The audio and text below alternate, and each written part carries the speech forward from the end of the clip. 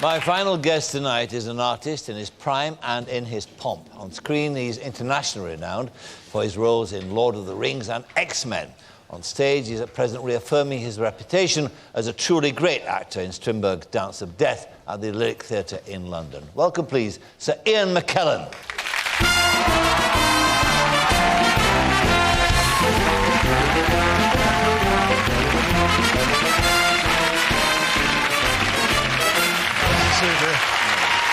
Hello, great. Hello. Nice to meet you. Were you a Cooper fan? Oh, look at it, isn't he lovely? Isn't it nice, eh? Well, like you, didn't you go to a music hall when you were a kid? Oh, yeah. Yeah, so did I. And I only saw Tommy Cooper once in Manchester at a club there. I took my auntie. And what do I remember about it? Just the mayhem at the end, with everything on the floor covered in props. And there was a story that he'd taken a taxi back to Piccadilly station to get back to London, and at the end of the journey, given the cabbie an envelope and said, have a drink on me. And when he'd gone, the cabbie opened it up, and inside there was a tea bag. Yes. Yeah, there aren't too many generous comedians. It's a trait they seem to have, actually. They're all fairly cautious with their money. I'll probably get called now. And brave. And brave. I mean, as you were saying earlier, all actors who've learned to script know how brave a comedian is, whether he's got a script or not, to just stand there, because ad-lib and improvisation is the essence of it, isn't it? Now, what about this play that you're in the Dance of Death, Strindberg? Now, I read somewhere where you said that this was the part that you really coveted, the part you wanted to play. Yeah, I've never had a long list of parts I wanted to play, but ever since I saw Laurence Olivier play it at the National Theatre, he was understudied by Anthony Hopkins, who had a non-speaking part in the production. I wanted to do it simply because he was so tremendous, and I could see there was a great part. You get to do all sorts of things that actors like to do, like being drunk and dying and dancing at one point, and some good one-liners and all sorts of things like that. And I always wanted to play it, and the chance came, and so I did it. And there's some comedy in it too, isn't there? I mean, it's thought to be a rather sort of sombre piece, but there is comedy Strindberg, there. it was written 100 years ago, and August Strindberg, who wrote 67 plays, has a very bad reputation outside Sweden as being a very gloomy man indeed, and being hating women and so on. This play is about a marriage that's just coming up for its 25th wedding anniversary, and the couple hate everything about the world, including each other, which leads, I think, to quite a lot of comedy from people who are observing it. Of course, to be in a marriage like that is hell, and they call it hell. Yes. But for the observers, of course, it's even as you're cringing, you're finding it amusing. And we were rewarded by the director of the Swedish National Theatre coming to see it in the first week and saying, at last, a non-Swedish production of our great writer Strindberg that realises that he was actually funny. So. You said you saw Olivier play it, and that sparked off your ambition. How big an impression did he leave on you? I realise I got a very faulty memory about the performance. It is 30 years ago, but I do remember a particularly telling moment when he came onto the stage on his own with a kitten, with a cat. And I can see him now coming down stage. Of course, the audience riveted. What's this cat doing in this play suddenly? And he came down stage right, and suddenly looked to the audience and turned and threw the cat right across the stage out of a window. Well, it was electrifying, and I couldn't wait to get to this moment, I was at last going to get to throw the cat, because how was it done, and, which cat and all that. So I began to consult people who'd been involved in that production that I remembered, and Edward Petherbridge, a good mate of mine, who was playing a non-speaking part in it, along with Tony Hopkins, was in the wings. And I said, now, how did Larry throw the cat? But he said he never threw the cat. He said, it was my job in the wings to receive the cat from him, so he couldn't have thrown it because I got it. Oh, so I thought I'd misremembered. I went to see Maggie Smith in her play the other week. I said, Maggie, do you remember Larry doing Dance of Death? Oh, yes. Chewing up the scenery and throwing the cat. I said, throwing the cat? Oh, yes, he threw the cat out of the window. I said, well, I'm sure he threw the cat. Well, in the first week of the run here, Joan Plowright, Lady Olivier, Larry's widow, came. very moved by the production, very pleased with it, and I said, just tell me, Larry and the cat. He never used a cat. So there we are. We've got 3 people who were all there, all knew what was going on, and all completely disagreed. I think probably what he did was he came on with a real cat, palmed it, threw a fake cat, which meant that he delivered it to Ted Petherbridge in the wings. But I have a real cat called Poppy. And if you're watching Poppy, all my love, I look forward to seeing you next time. Great compliment. Wonderful. What about movies? Because you've had this wonderful career now where you're playing in movies these 2 extraordinary, iconic parts. Lord of the Rings and X-Men. Yeah. The new film which is coming out very shortly. X-Men 2, a witty title. 2. That's right. Witty title, yes. A long time thinking about that. But what could be the Y men, I suppose, this time. Or the Y front men. What about Lord of the Rings? Actually, the X-Men do wear Y fronts, don't they? Have you quite finished this private conversation? Tell me about Lord of the Rings. I mean, tell me about when you're playing the wizard, Gandalf, when you're given that part to play, do you have any idea of the kind of weight of responsibility that was on your shoulders? None at all. I hadn't read the book. Books. Nor, with X-Men, had I read the comics, and they've both been going for about 50 years now, you know, and you're right, they are iconic figures for their fans. And but I learnt very early on, because I've got a website, and people communicated with me and said, now look, get Gandalf right or there'll be trouble. And although when you're doing a film, actors always miss the audience, I had a great sense there was an audience waiting, you know, for the movie, and so the responsibility was very strong. And, but I was just glad and optimistic that there would be an audience, but whether it would be an audience who would approve was the question mark. But it turned out, as you know, that they did, resoundingly. Well, what about the appearance? I mean, how did you work that one out? Well, that was everything, really, wasn't it? Yes. To look like Gandalf. And easy enough, because Tolkien, who wrote the novels, makes it very clear what Gandalf looks like. And Alan Lee and John Howe, the 2 great illustrators of the books, and anyone who's read the books thinks of the Gandalf from those illustrations. They were on hand whilst I was having my makeup devised. Yes.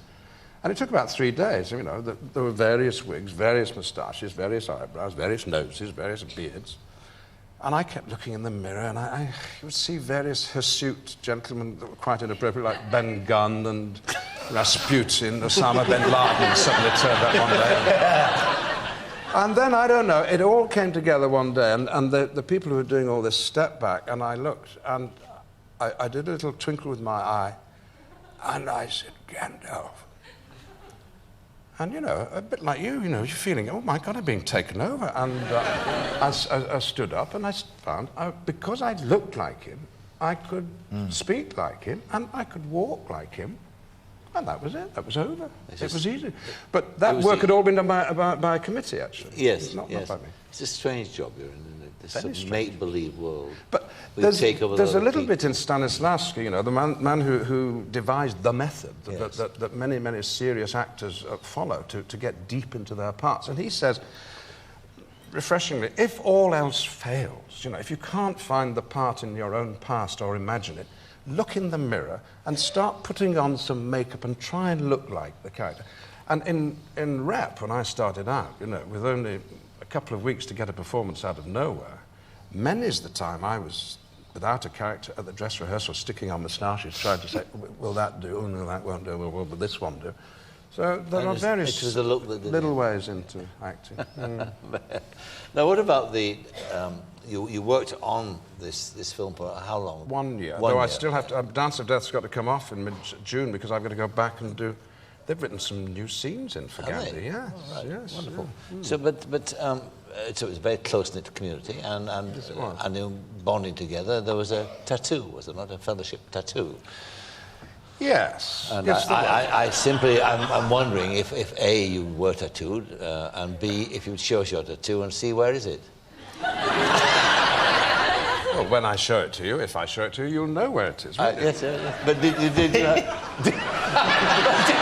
yeah, don't be coy. I mean, I can't believe this. When did you last have a distinguished guest stripping on your show? obviously not often enough. Not often enough, no. Well, do you want me to show you? Yeah, I do, please, yes. Explain the tattoo. The tattoo is about my person. And we all went down to a seedy tattoo parlour, but when tattoo parlour's not seedy, you know, in Wellington, the capital city of New Zealand, and held each other's hands where we had it put in various places. Many of the hobbits had theirs put down here. Mm-hmm. Elijah Wood had his... Oh, no. He's got to do another read. But mine is in a sort of traditional place, and it says... 9 in Elvish, because there are 9 members of the fellowship. Oh, there we are. Yeah. Wonderful. Is that a proper tattoo? Is that yeah, it won't come off. It won't come off. But the engaging thing is that from the angle at which I have to look at it, if you just extend that first letter, give it a little tail, it spells Gucci.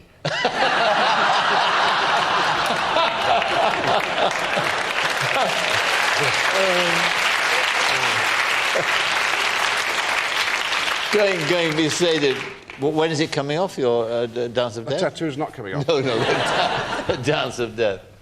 Dance of Death goes through to second week in June. Then I do a bit more Gandalf. Sorry, I call him Gandhi, but everybody else calls him Gandalf. I mean, Edgar, who you play in Dance of Death, I mean, he's not an evil man, he's a tyrant. It depends how you look at it. You know, I mean, his wife thinks he's a total monster, and traditionally he's been one of the great stage monsters, like Shylock or Iago or Richard III. Who have you played? Well, I've played a few of those. You have Hitler, and I played Hitler, yes, on television. The way into those parts, I think, is to look to find the humanity that you can relate to. And, of course, these people, horrible as they are, aren't horrible all the time, and they don't necessarily think of themselves as being horrible, and you have to stick up for the character you're playing. So, not that you go around playing them as sweet-hearted pussycats, but I think if you asked Edgar, was he horrible, he'd say, I'm perfectly reasonable. It's my wife that's horrible, you see, and she thinks the same of him. And Hitler would have thought he was a reasonable man. Well, I dare say, yes, I dare say Saddam Hussein, wherever he is, yes. Thinks that, well, what's everyone getting so excited about, you know? Yes. But certainly if you were playing those dreadful people, you weren't playing them evil. You can't start by saying, I'm going to play the embodiment of all evil. How can you do that? No, you look for the humanity. That's interesting. Fascinating. Now, what about future plans? Because I hear a whisper that you might be playing Pantomime this year in London. Oh, well, wouldn't that be nice? I haven't been able to... I want to play Dame, frankly. Do you? Yes. Don't you want to play Dame? I want to see you playing. Oh, thank you.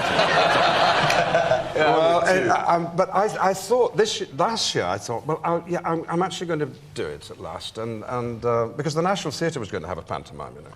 And they never got round to doing it because every single person, every man in the National Theatre Company wanted to play Dame, so there was no one left to play the other parts. But Norwich said I could go and play it there, so I thought, well, yeah, Norwich, it's out of the way. No, I'm doing it, and my friends won't come and see it. You know. Yeah. Try it out.